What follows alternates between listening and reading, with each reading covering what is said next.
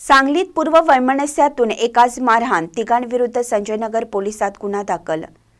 सांगली माधवनगर रस्त्यावरील साखर कारखान्याजवळील संपत चौकात पूर्व वैमनस्यातून शमशेर महम्मद पठाण वय वर्ष 57 राहणार अहिल्यानगर यांना तिघांनी मारहाण केली।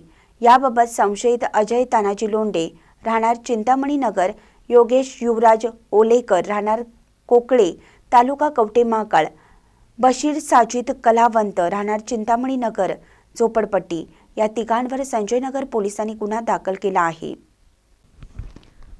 पोलिसांनी दिलेल्या माहितीनुसार शमशेर पठाण हे दिनांक 12 रोजी सायंकाळी 5:30 वाजता संपत चौकात चिकन 65 चा हातगाडा सुरू करत होते, तेव्हा संशयित अजय आणि युवराज तेथे आले। त्यांनी पूर्वीच्या वादातून शमशेर याच्याजवळ येऊन प्लास्टिकच्या खुर्चीने व लाथाबुक्क्यांनी मारहाण केली। त्यानंतर बशीर कलावंत तेथे आले। त्यांनीही तेथील दगडाने आणि लोखंडी खुर्चीने शमशेर याला हातावर पाठीवर मारहाण केली। त्यानंतर जाताना शिवीगाळ केली, तसेच पोलीस ठाण्यात तक्रार दिली तर जिवंत ठेवणार नाही अशी धमकी दिली। जखमी शमशेर याने संजयनगर पोलीस ठाण्यात तिघांविरुद्ध फिर्याद दिली। संशयित अजय व योगेश हे दोघे जण रेकॉर्डवरील गुन्हेगार आहेत। त्यांच्यावर मारामारी, चोरीचे गुन्हे दाखल आहेत।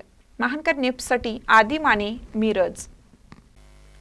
ताज्या बातम्यांसाठी महानकरेला सबस्क्राइब करा आणि बेल आयकॉनला क्लिक करा।